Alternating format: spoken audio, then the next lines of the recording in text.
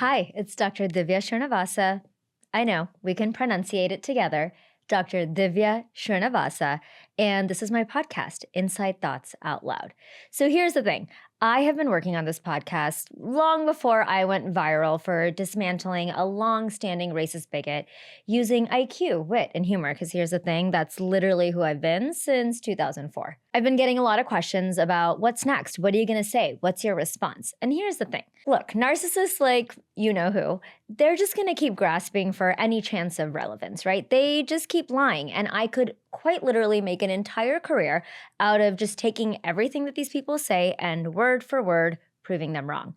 But what fun would that be? We already know that they're wrong. We already know that they're lying. So what's the point? I mean, I get it. I know that it's entertaining. I know that I am hilarious. But after a certain point, it really does feel like beating a dead horse. The world already knows that Kelly Dodd is dishonest, that she lies, that she's been a bully, that she's attacked transgender youth, colleagues, other surgeons. She's been doing this for years. She basically attacks anyone that holds her accountable. So to me, the greater conversation is not what my next response is gonna be, but rather, why did this work? Why did this get her so unraveled, right? Because like I said, she's been doing this for years. I actually had no clue who she was, and I can tell you that so many people came forward with their stories of bullying. And the theme across almost all of these messages was one thing. You got to her when other people couldn't. So I think that's what the conversation is here. This is where I want to share my inside thoughts out loud because it's been a wild week. We should really look at what happened in the context of culture, power, and controversy. I'm Dr. Divya Srinivasa, and these are my inside thoughts out loud. Okay, so it all started when I posted a video of Jill Zarin, actually, which honestly, Jill, you gotta give your girl, like send her a fruit basket or something,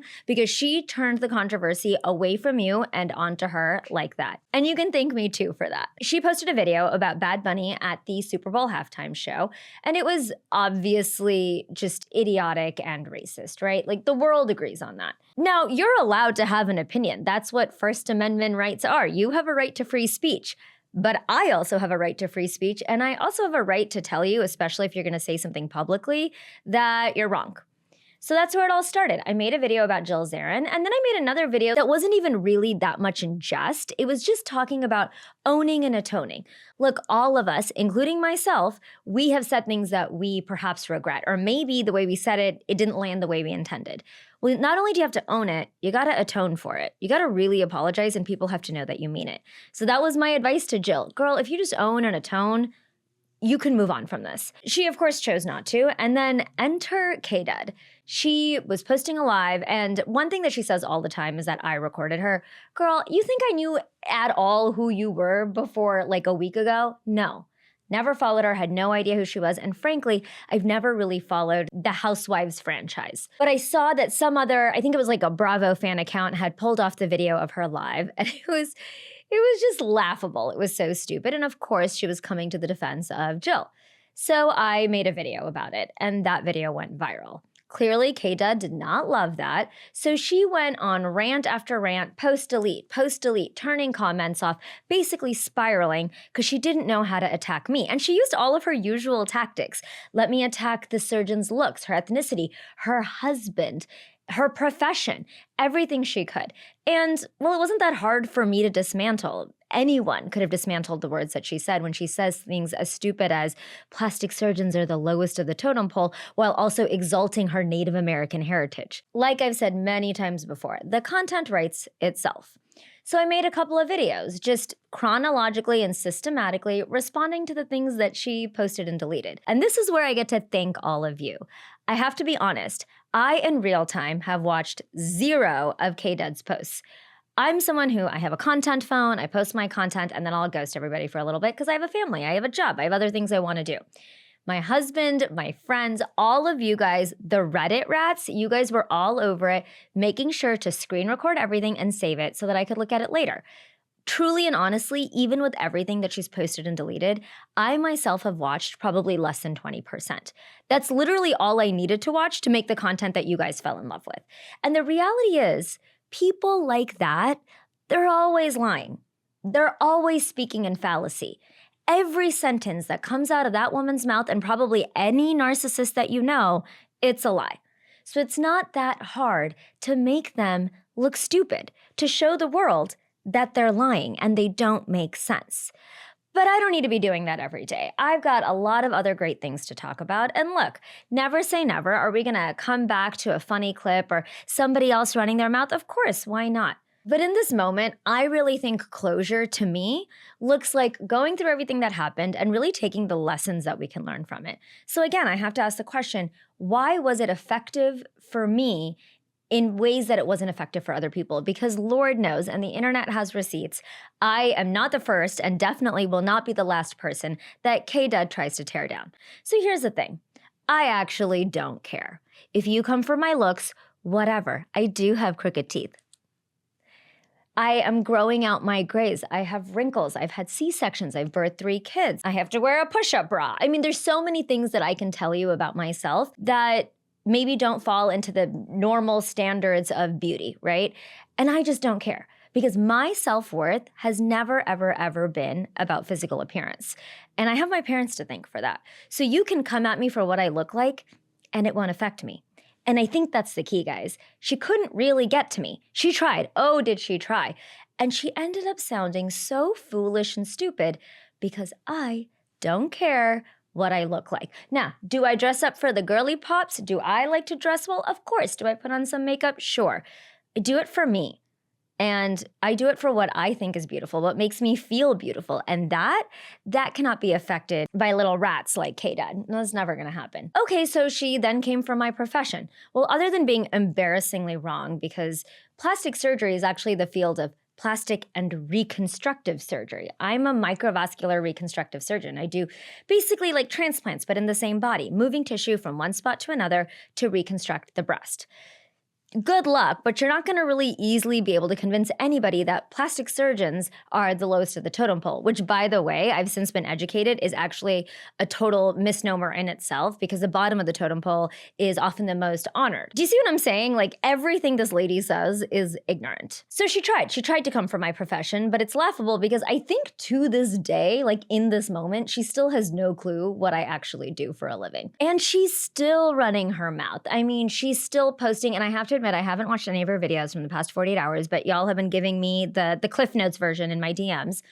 You know, she's like, oh, I'm going to pull up lawsuits. Okay, pull them up, baby girl. I don't know if you guys know this, but if you're a resident, a trainee, and somebody sues your boss, you're automatically named in the lawsuit. To this day, I've never been taken to trial or even settled a malpractice lawsuit. It just hasn't happened. I have a disgruntled employee from like a year ago who quit, who's mad at me and trying to sue me, but y'all have watched Judge Judy. You know how that goes. Anybody can sue anyone. They can say anything. We settle it in court. So that's all I have to say. You can keep trying. You can grasp for straws. You can desperately try and get people to listen to you because you're trying to disparage my professional reputation, and you're just gonna fail every single time. But it's cool. I get it. When you have nothing else going for you other than creating an entire persona off of bullying others, you don't have anything else going for you. So I get it. She tried to come for my husband, saying god-awful things like, he probably beats you if you know what I'm saying. First of all, not only is she extremely racist, and this was only one of the many, many, many racist things she said while trying to convince the world she's not racist, the actual irony is, who's had the cops called on them for domestic violence, Kelly Dodd? Who was that? Don't think it was me and my family. And that's another lesson in all of this. When people are this unraveled, when they're this unhinged, when they just say whatever they can, all they are is a giant mirror back onto themselves. And yes, are we talking about one specific person? Sure. But can this be generalized to a certain narcissistic personality type that comes up all the time?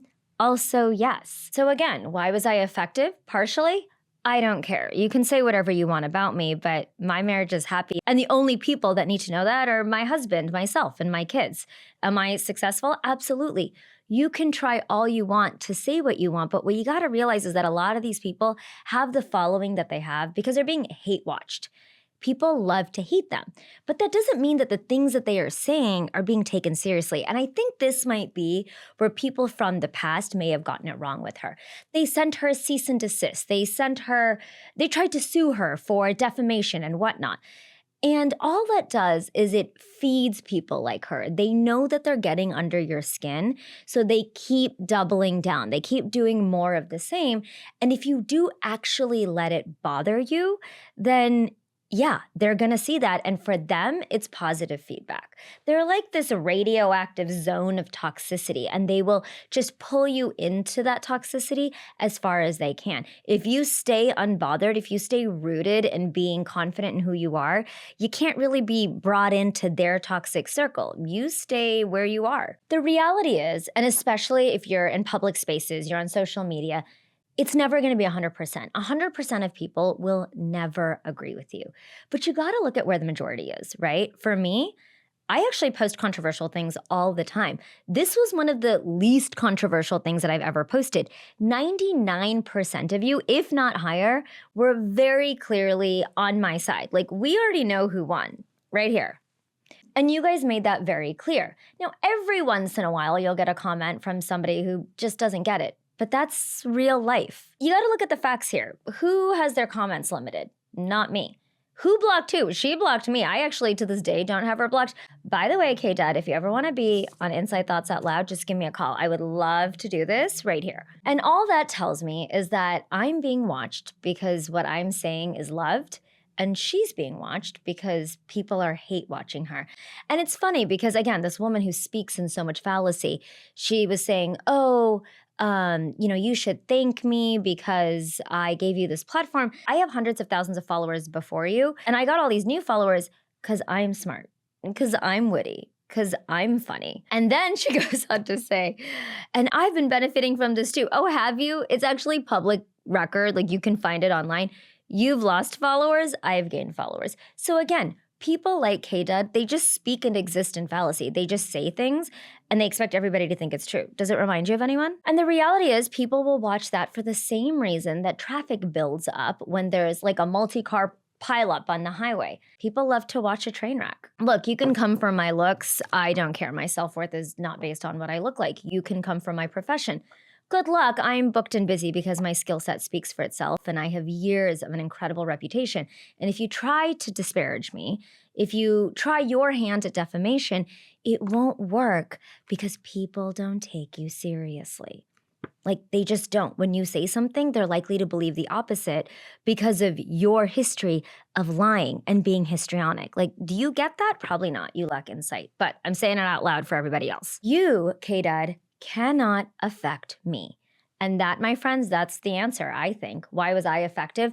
Relatively unknown person. Sure, I had a couple 100,000 followers on Instagram, but that's nothing compared to other public figures out there, right? I was relatively unknown and I went viral for this. And it was because it is obvious to everyone watching my videos that she cannot affect me. I'm not gonna send her a cease and desist. From what? From sounding like an idiot and making herself look stupid? Like, babe, keep going. Defamation? Okay, whatever. Like, as I said on my videos, I don't need your $3 and your fake Chanel earrings. Or your exotic Louis bag that was given to you by a billionaire friend, but then you had to give it back, but then you borrowed. Do you see what I'm saying? Like, you just look so foolish and the world can see it, but they're gonna keep watching it because you're the train wreck. And they can't help themselves. You're the one who lost brand deals, not me. I've actually had an influx of so many. I've had to say no to almost everybody. Yes, a bunch of media outlets have reached out. I've refused to comment. You know why? I have a platform and I want to be in control of what I say. I don't need to give you any more exposure. And what's really been fun is that a lot of other creators have also taken this upon themselves. So even though perhaps I'm retiring, dismantling every word that you say, other people are not going to. So they should have a field day with it. I mean, there are these highly recognizable patterns of behavior in these unhinged people, right? Like, they post, delete, because they'll post it and then know that it came off wrong. They know that they sounded stupid, right? I called her out on her fake Chanel earrings, not because I actually care that she has fake Chanel earrings. Who cares? Lord knows we've all indulged in a good knockoff, right? It's because she tries so hard to present herself as someone else, but really she's just wearing fake Chanel earrings while trying to criticize a surgeon. And then her response to that is to try and go to a Chanel store with not the Chanel earrings, but a bag, right? Different product. And then they won't even let her into the Chanel store. And she posts that. She posts that and then deletes it because she realizes just how stupid that looks. And we have so many examples of that because she posts and she deletes. She posts and she deletes. And then you have those of us that don't do that. her videos are going to live on my grid forever in infamy. I have not had to delete anything about her. And if I may quote myself, our word of the day now is credibility. When you have credibility, you don't have to worry about people who don't have credibility and what they say about you. So if you are actively bothered by somebody and what they say about you, and you would not trade lives with them, you have more credibility than them, don't worry about it. And I think that's the reason that I'm ready to retire this bit. I was able to affect her, and she wasn't able to affect me. We know she's going to keep trying. She is trying to claw her way out of that deep pit of irrelevance using every oversized veneer she has, and she's going to keep trying. So I guess I have to wrap this up, right? What's my point in all of this? Well, my first point, which I think I did a really good job of, is don't be racist. You sound stupid, and people see how stupid you sound. And if that's a persona that you've built for yourself to remain relevant, well, it's pretty pathetic. I suggest you move on to something else. But the other point in this, which I don't even know that I realized until I really had a chance to sit down and reflect, is that people love a good tragedy. They love to hate watch. And that's how people like Kata, that's how they get a platform. We know the majority of people who follow her don't actually like her or what she says. You can say that again for a lot of people on the internet. Do I think that's a positive reflection on society? Definitely not. But it is what it is, right? So is there something we can do about it? Probably. I know on my account, I only follow people that educate me, that bring me joy, that make me laugh. If you guys are following any accounts that don't fit a positive narrative for society, unfollow them. They don't need you to hate watch them. They need you to unfollow. That's my culture lesson in all of this. If you're watching this podcast, as soon as you're done, go through and unfollow all the people that you've been binging because you hate them. It's just, you don't need that. You don't need that kind of energy. They don't deserve your attention, and your brain biochemistry does not need that input. Now let's talk about power. People who hold power are the ones that are unaffected by this commentary. They're not unraveling because somebody called them gay. They're saying, who cares? It's like saying I have blue eyes versus brown eyes. They're the people who are unbothered if you tell them that you don't think they're pretty. They know they're beautiful inside and out. The person who holds power in any dynamic is the one who is unaffected by the exogenous commentary. And that's something, again, I have to thank my parents for. I was raised prioritizing self-worth in a very specific way. I just don't care what a lot of people think. And that, for me, is a form of power. And then there's the controversy of it all. Well, I don't think it was that controversial because it's obvious who won. And I'm really not saying that subjectively. Objectively, I'm the winner. I more than doubled my following. I now have the best introductory episode for my new podcast, Inside Thoughts Out Loud. I threw K-Dud into an unraveling mess because she did not know how to respond to IQ, intelligence, wit, humor. And we all know she's going to have a lot more to say, especially after she sees this. And I know that many of you are going to want a response, but I don't really want to give her a response. But the reality is I don't really have to make a video. We all know that she has an IQ of an earthworm, and frankly, that's an insult to the earthworm. But I made my point. At least I feel like I did. So I'm going to let her say what she wants. You want to charge people to watch her Patreon? Go ahead. It's actually really cute and entrepreneurial of you. Let her be unhinged, say whatever she wants, unravel in her own fallacies. Let her think that you guys actually believe a word that she says. It can be our little secret that we understand how silly she sounds as she bathes in her cognitive dissonance. But one thing that I want all you guys to do is let's stay in our power and remain unbothered by it. So what's next for me? More of this long-form content, high IQ banter about culture, controversy, and power. We're going to have guests, and sometimes it's going to be just me. And don't worry, I'll still be on Instagram calling out the MAGA wenches. And I will still link my makeup brushes and overpriced sunglasses. Do not worry, I have not changed.